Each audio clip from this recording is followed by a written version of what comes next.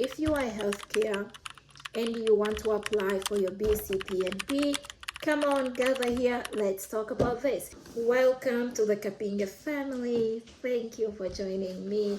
I thank you for all my subscribers. If you are a coming back subscriber, thank you. And if you are new to this channel, thank you also. We love you so much. So on this channel, we basically talk about life in Canada. We talk about registration. We talk about healthcare courses, how you can get healthcare affordable course in Canada. We also talk about nursing registration and how to become a permanent resident in Canada.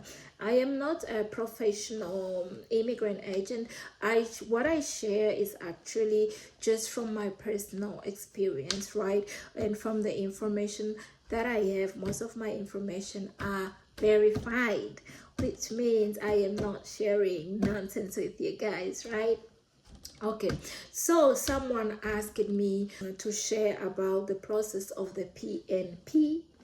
Okay, so I am now just going to share about the process of the British Columbia PNP. PNP means a provincial nominee. So the BC PNP, the BC provincial nominee, has like three patterns. There are one for the skilled workers. If you are a skilled worker and you have been working in the province of British Columbia for more than 2 years, you'll probably be qualified to apply under the skilled worker. But since in this case we talk about healthcare or nursing, we are going to go more under the healthcare process other than other skilled workers. So under the skilled worker PNP, we have three paths that you can actually take as a healthcare. If you are a healthcare and you want to apply for your BC PNP, come on, gather here, let's talk about this. So there are three ways that you can be eligible. First one is for you to have a contract with one of the healthy authorities in BC, either Vancouver Health Coastal or Interior Health Coastal, or I think that is all. Just one of the healthy authorities. You will automatically be, if you have a job offer from them, you will be automatically eligible to apply for your BC PNP, even if you do not have experience, even if you do not, you have not been working for 2 years in this country. That is one. So one of the questions that I get most of the times is, can you do that just after you finish your HCA course? Yes, absolutely, you can do that. The only issue is you have to look at your study visa.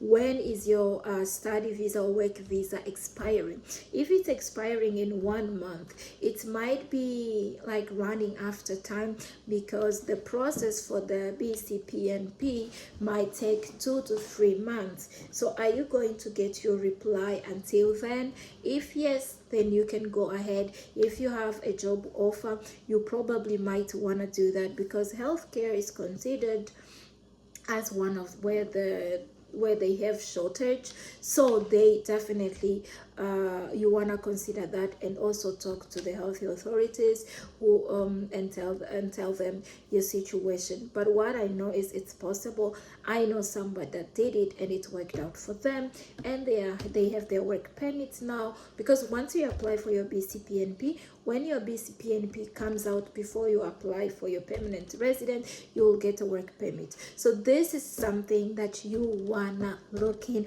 because this is going to give you your permanent residence immediately. The second option is for you to have it's for the just for the skilled worker in healthcare. So this one you only need it's a sort of a pool. So you're going to enter all your information, you are going to enter your language. So this is what they look for. First of all, you get 2 points for your work experience. Then you might get 13 to 15 for your diploma. They also give you points for your HC registration. You also get points for your English language proficiency. They might take academic, but I advise you not to do the academic because you definitely score less in the academic. So on this one, go back and watch my video on CELPIP and IELTS, this video right here. That's one. And then on your wages, how much they are paying you, you might get 7 to 8 points depending on how high your wage is. And then you also get 15 points for the location where you are in. So depending, sometimes the points, what I see is that right now, as I'm talking right now in August, the last draw is probably at 104 and goes to 106 and then comes down. So whatever you are doing before, just create a profile on the BC PNP. This is the website. You create a profile. If you create a profile, after creating the profile, entering all the information, it is going to show you how many points that you actually have. Let's say you create your profile and the profile shows you that you have 100 points. If the BC PNP draw is at 104, I would say submit it, because it might go down and then you receive the invitation later. But one thing that I might want to mention, this is like work oriented. It's really employer oriented. So before you create that profile, or even before you submit that profile, you want to talk to your employer and ask if they will support your application if you do it. That's the most important thing you want to do. And then once you submit it, once they need people with the 100 points or whatever, the 104 points, then you'll receive an invitation. And then once you receive an invitation in that BC PNP profile, it gives you the option to apply. Then they are going to show you all the documents that you need. All the documents that you need will be listed. Like you need to download your HCA registration, your diploma, your contract, your job offer, your work contract, your job offer, like all the documents that actually you claimed that you had when you were creating your BC PNP file. That is exactly all the documents that are going to ask you. So you have like 1 month's time. You're going to upload them, and then the proof of the language, you're going to upload them. After you upload them, then they will take all that, look at that, and after 2 to 3 months, you will receive an invitation to apply for the permanent residence. Now, if you do not have an express entry profile, it's still okay, because you can receive an invitation to apply directly the permanent residence without you having to go through the express entry. But if you have a express entry profile, they might just send you the 600 points, which will be connected to your express entry, which means you will be drawn to the next draw when they draw people from the express entry. So those are the two options. The third option is if you are a nurse.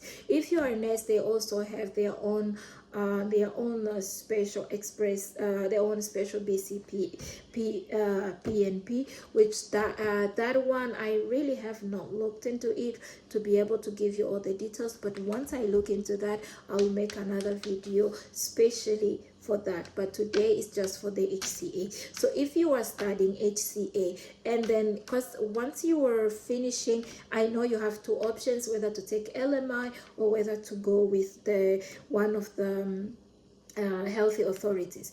If you have a chance of getting the healthy authorities, I suggest you take it, because that is going to lead you to your permanent residence as fast as possible. While with the LMI, most people who give LMI will not support your BC PNP, because once they support it, you might get your PR and then leave, which is very strange and actually very selfish to the employer not to support your BC PNP. But you can ask them, how long are you willing to support me before how long should I work here so you can support my BC PNP? You get my point? That is what I mean. So if you need me to make a detailed video on how to open an account on the BC PNP, just comment below and I will make an appointment. I will make an account for that.